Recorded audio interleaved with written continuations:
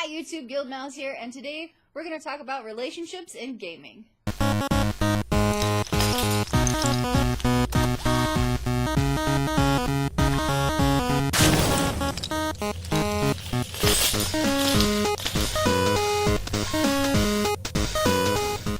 that's bound to happen in any role-playing game is a relationship, and it could be an intimate relationship, it could be a professional relationship, it could even be a familial relationship. And sometimes things can get a little bit jinky. Something that you should always be mindful of when role-playing is the out-of-game stuff, especially when it comes to relationships. Not all guys or gals are comfortable with you hitting on their significant other in-game. Croc and Alona might be making googly eyes at each other, but it's Grimnir who's got issues with it. Things like that can cause infighting. And what infighting is, if you're not really sure, is it's passively aggressively fighting each other in and out of game. It usually means that your party is, or a couple of people in your party are butting heads over a subject or a person, and it's becoming personal as opposed to just staying in game, and that's what really starts infighting. People having a hard time keeping in-game content as in-game content, taking it to the next level. Just fisticuffs. Or having a normal conversation with your DM by pulling them aside and saying, hey, I'm kind of uncomfortable. No means no. Yes, we've heard this before in many a different propaganda, and it still stands firm. No means no in and out of game. Why does no mean no? Well, no means no because no means no. Why does no mean no? There are limits to role-playing, and that's just something that you'll have to accept. Yes, it's a fantasy game or sci-fi, what have you. There are still real-life elements in a majority of games. That social contract that you sign, you know, when you come out of your mom. That social contract that you sign once you become a member of society or humanity or what have you is still intact. That is not to say that instances like stalking, rape, boyfriend or girlfriend snatching, multiple partners, things like that are bound to happen. And if you're uncomfortable at any point in time with subjects such as that, you should pull your DM aside and have a conversation. Because remember, communication is key. So we talked about being mindful of people's feelings out of game, and we talked about no means no. So something else that I want to talk to you guys as players about is something that's really important to every game ever. If your cleric has a relationship, or your healer has a relationship, or the person who knows how to use the bandages has a relationship with somebody, and it's a positive one, where their attention is hyper-focused, find a way for your character to talk to their character about maybe slapping a band-aid on your wound on occasion in a fight, instead of just focusing on Clarabelle's scraped knee. It brings me much pain to say, I have been in more than 4 campaigns where our person who knows how to do the healing would kind of just leave your meat shield fighters, people who are really good in a fight that don't take several rounds to cast magic, you know, them, and focuses on their significant other. And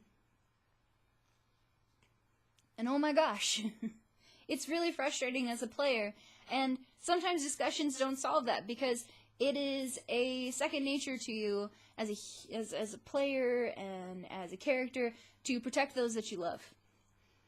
Much to the dismay of the people that you know, stole your last potato.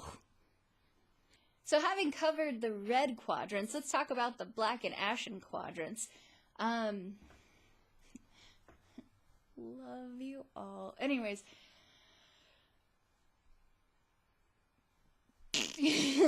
Yes, there's love and there's friendship, but there's also rivalry and sheer hate for others. A friendly rivalry is always preferred because your DM has more of the opportunity to be like, hey, you guys, there's an adventure, who can get there faster? Or there's the kind where you just look at each other, spit in each other's faces, and you throw down right there. No other, nothing else needed. So the sheer hate rivalries where it could be over, he took the last, cinnamon roll, and I wanted the cinnamon roll, and now I hate him. It's a little petty, but everybody has their reasons. It might have been a really good cinnamon roll. I'm gonna give you the benefit of the doubt there. Hate is... having a hate relationship or a hate ship in a game can make dynamics very interesting, but something that's important to remember is it can also cause infighting because sometimes people feel like you're picking on them and they don't understand why. And that hurts them as a player because they don't like me. Or it infuriates them as a player. Why are you always messing with me? What are you doing? And that's where, they pick you up and they slam you onto the table and the DM's like, wait! Drinks in my books! Stop! That's called blindsiding the DM. Let's not do that. Remember, guys, communication is key. If you have a problem, talk to your DM. If you feel like another player at any point in time is singling you out to bully you, don't stand for bullying. Pull your DM aside, pull that person aside, and have a conversation. Because bullying is not okay. Bullying is not okay. Friendly rivalries, hate rivalries, those are okay too. It allows for a competitive feeling in game, even if it's, I'm gonna get the orc first, or I bet you can't reach that nutria over there. Little things like that. I can hit that hawk. Things like that make the game more fun. Sometimes. Until they get in a competition for behind the green glass door and ended up branded for life as witches. You know who you are. Familiar relationships. Familiar as in family, brothers, sisters. I have been in plenty of campaigns where there have been siblings. Heck, I've been a sibling. Would you like to hear about goldfish? There's been many a campaign where even I have been a sibling. Oh yes. What are your feelings on goldfish? Anyways. Having a sibling in a game is awesome, but not when there's like 5 of you. Of course, then again, that could be fun too. But just like normal siblings, if you're an only child, let me give you a heads up, having a sibling is really annoying. It's really great. It's also really annoying because they want to touch your stuff and they want your things and they want to help, and sometimes that help doesn't work, but that's kind of like that's kind of like interacting with any other person in the world. They want to help, they want to not help, they want that thing. This is theirs, not yours, but it's really yours, not theirs. Those things happen. Social interaction, good stuff. Just remember that if they're making you uncomfortable in any way, shape, or form, it's my kitty Texas. She's so uncomfortable. I bet you guys remember Tex. She was in Guildmaster Dan's Neutral Good video. She's so pretty. Say hi, Tex. Yay, she's also chubby.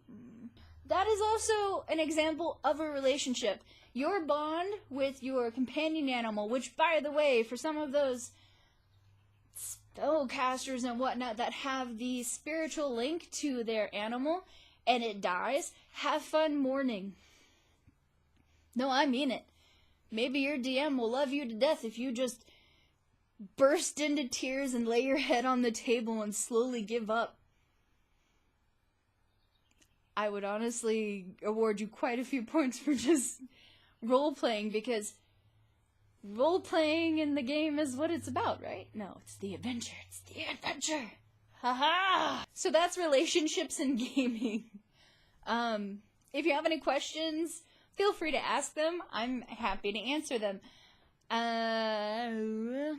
Just remember that in the case of intimate relationships, no means no. Converse with the other person's significant other. Make sure that that person, that's the point I forgot. And shame on me. Make sure that the person that you're trying to romance in-game is that their player's okay with that. Because some people are not comfortable with the romances.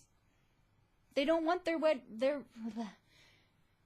they're not okay with the romances. They don't want their red quadrant filled. They would prefer to just be left alone. And that's fine. Because it's okay to not be in a relationship.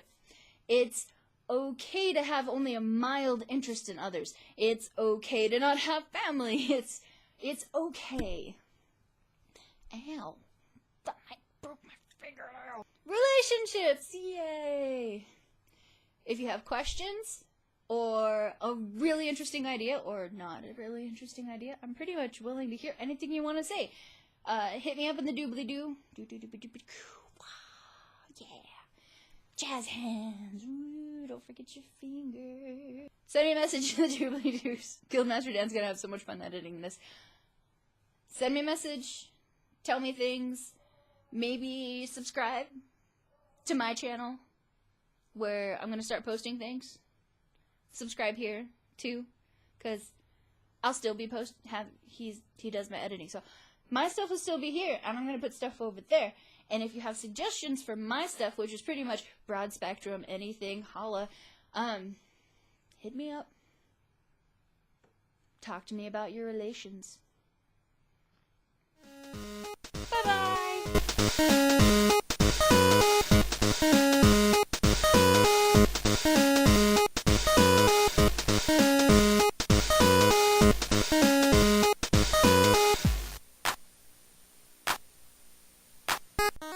So that's relationships. Whoops.